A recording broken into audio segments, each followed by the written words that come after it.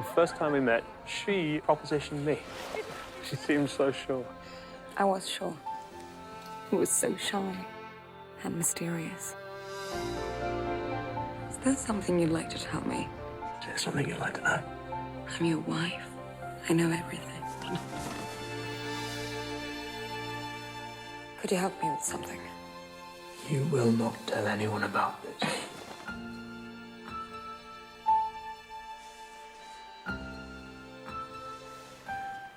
Hello there. We're going to call you Lily. I want to sketch you. Lily. We should go out tonight. Give them something different. Lily, you're exquisite. You're different from most girls. I feel I'd need to ask your permission before I kissed you.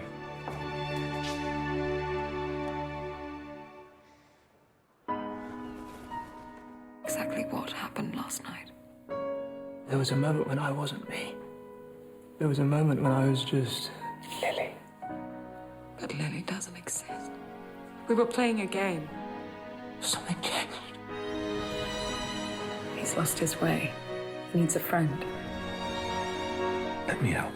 I think Lily's thoughts. I dream her dreams. She was always there. I need my husband. I need to hold my husband. Are you all right? The fact is, I believe that I'm a woman. And I believe it too. Surgery has never been attempted before. You're my whole life. They could kill you. It's my only hope. This is not my body. I have to let him go.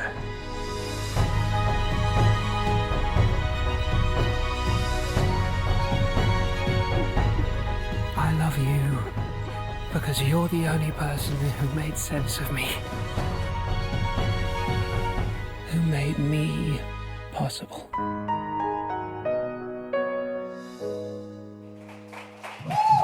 Thanks, everybody. Thank you. Hi. Thank you so much for being here. Congratulations on this film, the nominations, and a pretty incredible year.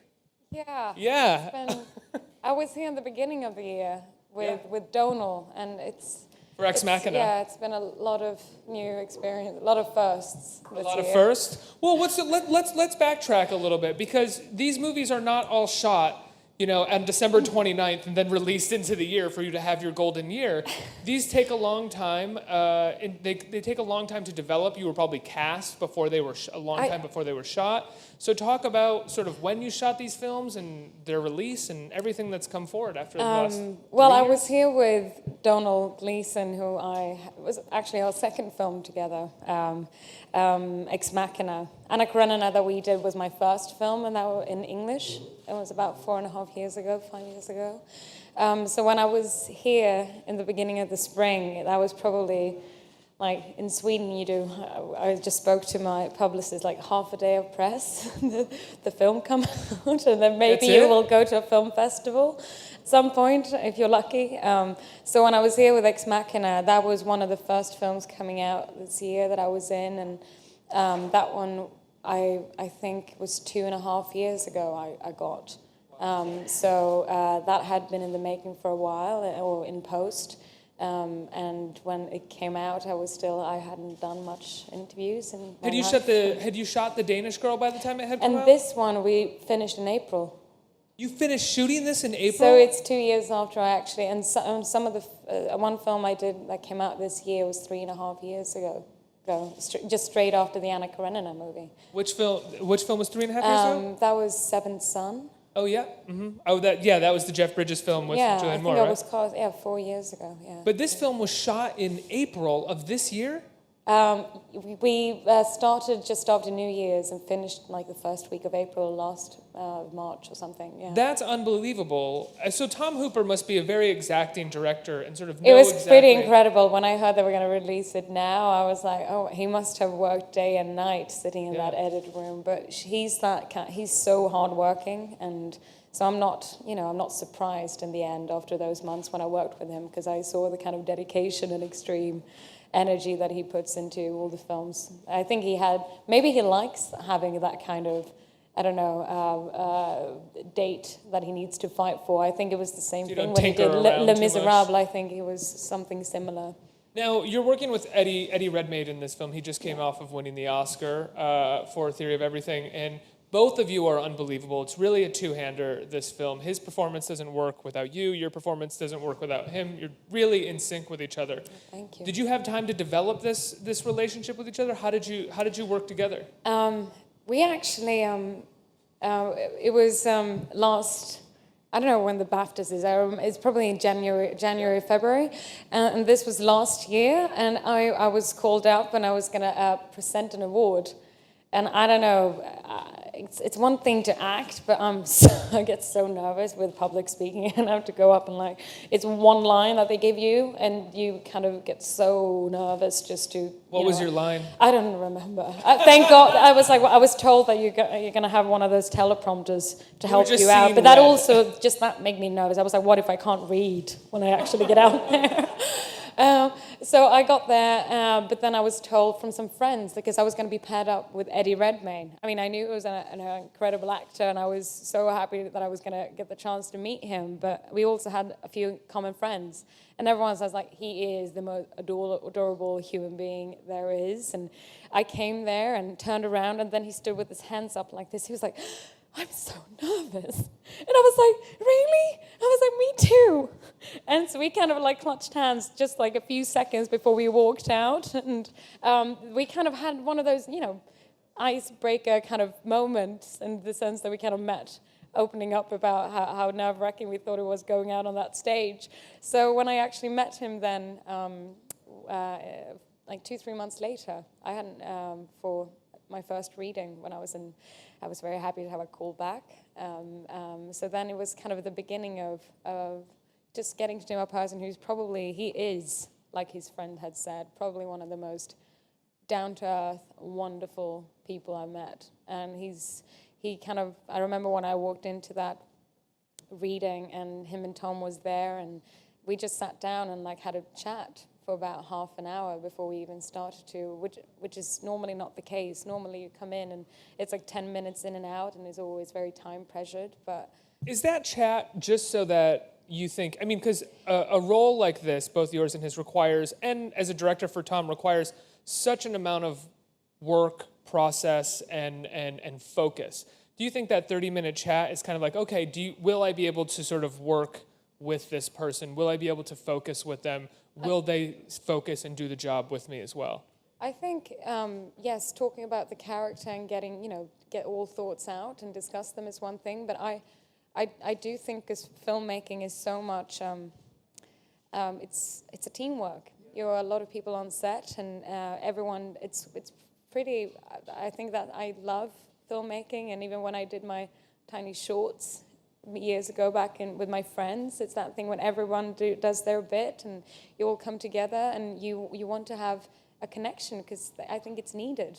And for me, at least, it's very much about the people that I meet and that I want to work with, and to see also the relationship that was already kind of built between Tom and Eddie, who had done 2 films together and had a great friendship, and I kind of wanted, they were so engaged and open for a creative process, and they were open to collaborate, and I really kind of wanted to be part of, not, the script was amazing in the part, and I wanted to do that and part of telling the story, but I also wanted to be part of the experience of working with them.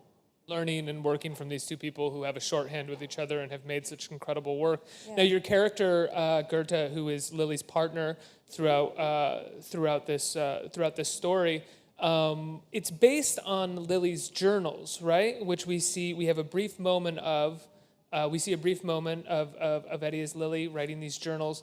How much was your character involved in these? How much did the script take from those journals?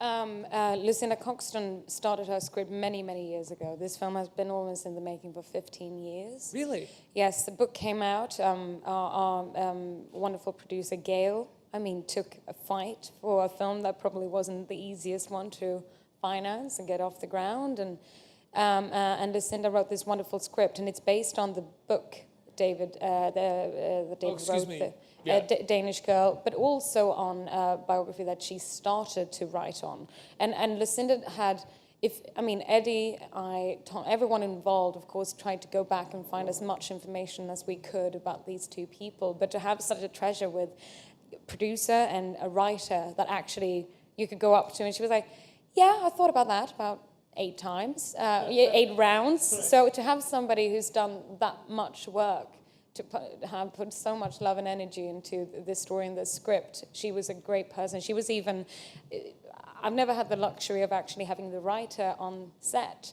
and also in the 2 weeks, 3 weeks almost of rehearsal. That was also a longer rehearsing period than I've ever had on a film. Now, just around the time that this movie was announced, I think was right around the time Eddie was winning his Oscar for Best Actor for Theory of Everything. But of course, there was, I think, a rightful cause that the trans community had about another cisgender man playing the role of a transgender pioneer. And I think most people have seen the film now and see that Eddie delivers a very beautiful, very sensitive performance in a film that is as well very sensitive. When you were cast in the film, were you nervous about anything at all like that? Were you paying attention to any of the news surrounding the film early on?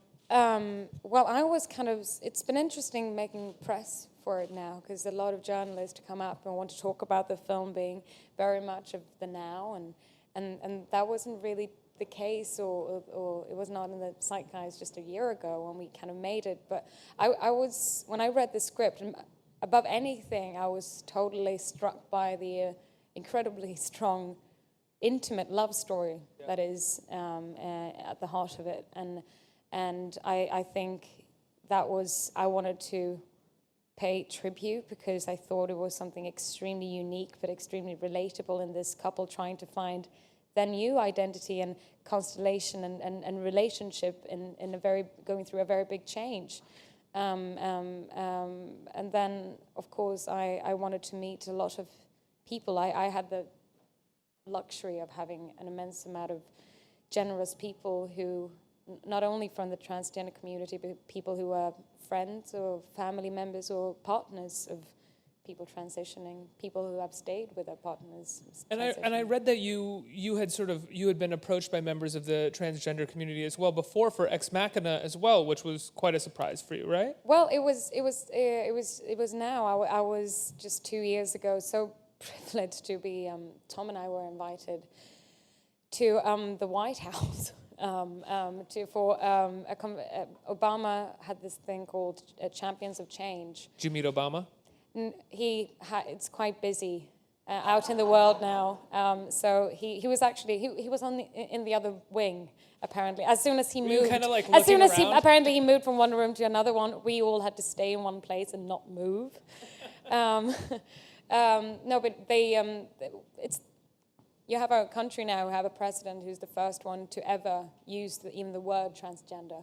And he'd celebrated a lot of people who, through media and film, lift up LGBT discussions. And we were...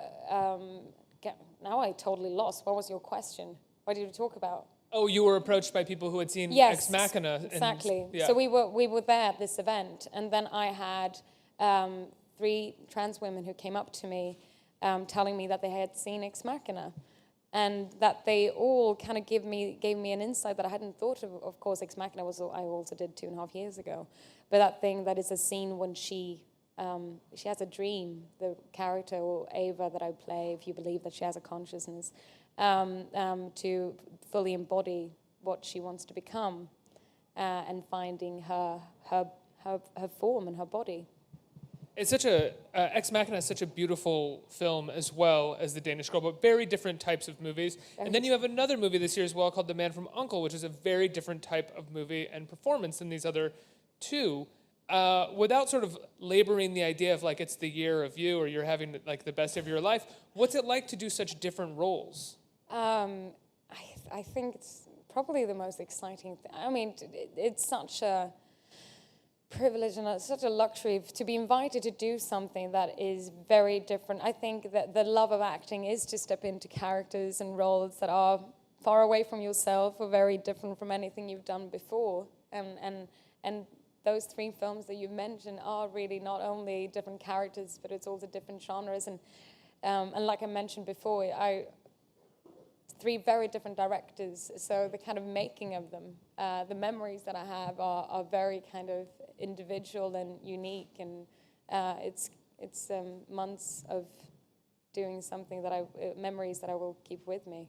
What do you find more challenging, doing a film like The Danish Girl, doing well, I guess I could categorize it by performance. It's a very soulful portrait in The Danish Girl. It's a somewhat cold, calculating character in Ex Machina, who's soulful. She has a consciousness as well. And then a very comic performance in The Man from U.N.C.L.E. I think I can't choose one, because what I think you do with someone as loving and caring as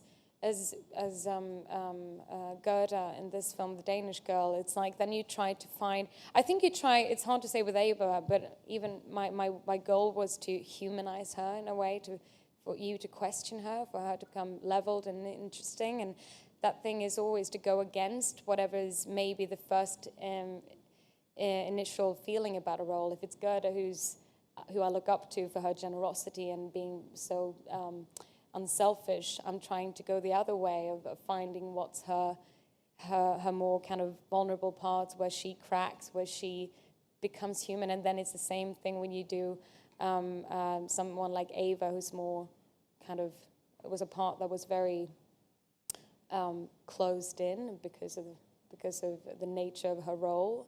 I try to, find the elements that will bring the softness to her. It's such a brilliant performance with Ava, because she is closed in, but by the end of the film, even though she's committed these potentially horrendous acts, you kind of root for her.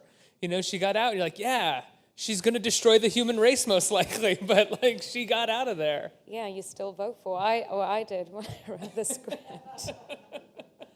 Now, are you prepared to possibly be nominated for an Oscar? What does that mean? What does that mean to you? Is that something you can even think about? It was a few days ago when they announced the nominations for Golden Globes, and I mean, you can't. I found myself with the films that I've done. I never thought I was going to work outside of Sweden or in English or abroad, and just that has been like the biggest pinch me moments so many times over and over this year. And just the fact that the films are now come out and you reunite with people that you made those incredible films with, people that I never thought I was actually going to meet, and then some of them that I got to work with. So these kind of news or whatever happens in an awards world, that's you can never expect or never think that your name is going to be included in that. When I heard it, I don't even remember much. I came out from, I was in Berlin on Friday, and I came out from a press kind of table, press interview, and I just jumped and screamed, really. How did they tell you? They were like, you're nominated for not 1, but 2. Yeah, she said 1 first, and then I freaked out, and then she told me again, and then I think I just went blank. I was like, didn't really, what? You're like, what do I do? What if I win both? How do I handle that? Do I compete with myself? Or do I... And now you have a bunch of movies coming out next year, too. It's mind-blowing, these 2 years that you have, because next year you have the upcoming Bourne film with Matt Damon and Paul Greengrass, which is so awesome that Greengrass is back on that, and that Damon is back. And then you also have a film with Derek Cianfrance, who we know from I Place saw him Beyond last the Pines. night. You saw Derek last night? Is his hometown, New York? Yeah. He's a very nice guy. Oh, he's the coolest guy. What was it like working with him? I know he does a lot of takes. There's a lot of improv. He rewrites a lot. Yeah. Going back to that thing of the wonderful thing of working in very different ways, that I can't really. All films are so different because it's so much about how the director sets the mood he wants to work in, and with Derek, it's all about. He never says action and never says cut. which sometimes made me kind of find myself. I was like, everyone acts but me. Maybe I should go for it too. I think we shot on digital to be able to do long takes. So I think he told me that I had about 4 hours of footage every day, and it was a lot of kind of 45-minute cards. That's how much you can film on one memory card. Where you're just shooting and we shooting. kind of had the scene was on the page and what we did, but then like to begin with and end, we kind of improvised around it always. And I felt a bit like a kid in the sense that I got to go up on set and sometimes he was like, it's all about the experience of shooting it. And he was like, I want to give you a few moments and memories and gifts, which it was. My first scene of when I arrived to this island where my character lives in this film, she's coming out there for the first time. She's going to experience her new home, which she's going to be for 2 years, this one lonely island, really. So that was my first day of shoot, and this take is in the film. And they put me in a woodshed. They put a blindfold. They came to my hotel. I knew that Derek was up to something, and I was like, I could hear him like giggle the night before. They put a blindfold on me, put me in a car, drove me for 2 hours to this set, and then they put me in a woodshed with no windows. It was actually a woodshed. And did I sign up for Place? Yeah, and they put me in my costume, and then the first AD was like, yeah, we're going to open the door now in 39 seconds. You'll see the camera there somewhere. When you open, just go for it. So they opened it up, and the camera was rolling, and that scene is now in the script. It was a lot of those kind of not knowing where. That's incredible. And so let's just rehash that for 1 second. I've never heard this happen on a set before. He blindfolded you, the crew blindfolded you at your hotel, drove you out 2 hours to an island where your character lives on your first day, and then they sat you in the car at the island, and they were like... Yeah, they took me up to this woodshed, and... Did you have complete faith in him in that moment as a director, or were you a little worried and needed like a little time after that to be like, okay, I know what we're doing? I think I was more nervous. I was like, I don't know what he wants, I thought to myself, what does he want out of this, or what does he want me to do? But I was also really, he was right. It was something, it's a memory now that I will always remember, and it's pretty cool because I'm not going to say what happens, but it was a wow experience, and it's fun me watching this take, because I was like, that's not my character, that's just me freaking out. But it was really cool. I think we have some time for audience questions. Does anyone have any questions out here? Hi, how you doing? I'm very good. Thank you for coming. You seem like a very humble and passive actress, and that's really good. You also do a lot of movies, and you did a lot of roles, and you got nominated. Congratulations. Thank you. But there's always something past a greater achievement. So what's a window in acting that you haven't opened yet that you need or you feel that you want to? That's a very good question. Well, I think that is a need and a want for that, and it's hard to say. I've never kind of had like a greater plan. I think the films that I've done so far, they've given me that possibility and reason of wanting to put. It's like falling in love with a new character and not knowing at all what you're going to do with it, and being scared of that, and that excitement that comes from that is what you look for.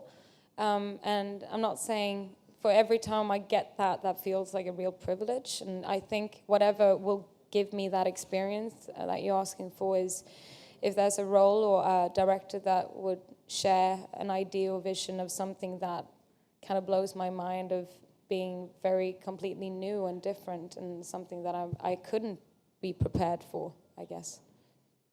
Thanks. How often do you find that you're able to lose yourself in the role when you're performing in front of the camera? I think everyone would want to say that they always do, but that's not necessarily the case, because it is a job, and it's 45, 50 days, that you're on set shooting something. Yeah. I think it's when you're in a very good group of people of filming, and you need to. Because, the reality of being an actress, sometimes you're scared because you kind of have to let go and someone else is going to go and edit the film, and that's just the nature of filmmaking. And so you have to have a director that you really trust, who will treasure the things that you do, and also telling you and letting you know that go for it, and if it's shit, we're not going to use that, and we're going to try again. And I think that's when you really enjoy it, because I think it's easier. I'm still like really nervous every day when I go on set, and it's been nice to feel like that's something that you have, and then you start to actually talk to other actors and think, oh, they told me that they feel the same. I feel like that those nerves, having that nervousness going on set every day, makes you work even harder, I bet. Like if you were the type of actor who didn't have any nerves at all walking on set, you'd be like, you call an action, let's go here, guys. But that's the thing. It's not only the actors, it's when you feel the whole set of, when you're never going to know what a film is going to be like in the end. You can be really excited. Like with this film, I thought it was an amazing script, great people, came on set. And it's that thing also when you feel not only the actors and the director, you actually feel like the gap, everyone involved in the crew are kind of hyped, because we all feel like we believe in the project. Yeah. And then everyone, because if you care, you want to, you want to do your best, and then you're kind of on your tiptoes a bit, because you kind of treasure the story you want to tell, and that's kind of, it's cool when you feel that, excitement from everyone. Yeah, absolutely. Next question. Hi, Alicia. Hi. Alicia, thank you for coming out. I just want to say, whether it's the big screen, where I saw Ex Machina, or a small screen, I saw Testament of Youth on a plane. Either way, you just bring it, and it's always an incredible experience. Thank you. As a musician, I'm wondering if you ever use music when you're researching or building a character, or like before you go on set, do you have like a pump-up song or anything that helps you? Yes. Some of the music that I listen to, I listen to actually a lot of music, like classical music and kind of electro-techno music sometimes. Weirdly enough, there's completely different types of music, but they are the kind of music that they put me in a sense of, it's not a lot of lyrics, it's not a lot of memories sometimes that I've connected with them, they just put me in a mode. And it kind of, sometimes in between takes, it's quite difficult to kind of go in and out all the time and trying to come back, and then they're going to reset, and you have 10 minutes, and if it's a big scene, you kind of, it's very, like, it takes a lot of physicality to kind of stay in it. Yeah. So then to listen to the music, I'm not a method actor. Like Eddie and I, we were all about kind of goofing around and go and have a coffee and do that between takes. But if it was a big scene, then I kind of like being able to find a corner, put the earplugs in and do it. Actually, an interesting thing that I did on both Testament of Youth and Anna Karenina was that I have had directors who played a lot of music on set. They brought huge speakers, and it brought some very comedic moments too. I remember when I was going to look out and look for Donald's characters, like I was, in love, and then Joe Wright just put on like the cheesiest music each take, so I was like, and I had to look around this corner. But the thing is that it did help. We did even scenes when he thought we were kind of lazy after lunch, and we needed to like get the tempo up. He put like the techno music on this Anna Karenina scene when everyone talks, and he was like, one last take for sound, and then we actually did our lines on the last take. Well, in terms of techno, this is more electro-pop, but a little trivia, you actually used to live with one of the members of Iconopop, is that both true? Of them. Both of them? Yes. That's crazy. Do you guys know who Iconopop is? Yeah? We grew up together. We went to schools next to each other. We've known each other since we were 16, and we during the time when I shot Anna Karenina, we lived in a small flat in London, and they were like, we want to, become pop stars. And well, that was probably, the time that you were shooting Anna Karenina, I think probably like just maybe a year after that, I Love It probably broke, right? Maybe a year and a half? 1.5 years. And but it kind of kicked off. I knew that they were so brave. They were trying their hearts. I remember that I went and saw them at Coco in Camden in London. It was like me and 16 people, like cheering. It was like, you go. Like, and then they kind of dared to just let everything go and go to the States, and they were signed very shortly after. And that was also, we shared that flat, which was kind of I mean, yeah, we couldn't open the kitchen because we had rats, which is I've actually true. had a couple of those. Yeah, so to meet them, I have actually been able to see them more than some of the friends living back in Sweden because they travel so much and we end up seeing each other. But it's extraordinary to see her. And yeah, Tove Lo, I think you guys pronounce her name, is another, like one of our girls in our group of friends that I grew up with. It's really pretty crazy. Any pop stardom on the horizon for you? Are you going to sing in one of their songs? No, I can come and dance in the background. I think we have time for a couple more questions. Right here. Hi, congratulations on the Golden Globes, and I think you'll win it, personally. I was wondering, since you've taken so many different movies, what acting skills did you learn from each of them? Oh, it's different. It's hard to pin out. I don't think I've really thought. I think it's that thing. I didn't go to theatre school. I tried out twice in Stockholm, but I didn't get in. So I look at you now. So for me, the education has come out of the people that I've worked with, and I guess it's I feel that it gets easier because I can kind of relax and rely on knowing that even if it doesn't feel right in the first takes, and even if there's no time, that if you really just kind of give yourself to your co-actors and to the director, you kind of know that you feel comfortable in knowing that you will find it in some way. And that stress, I think, have given me the ability to kind of dare to find new things and not stress about it, which I think I did a lot in the beginning when I started.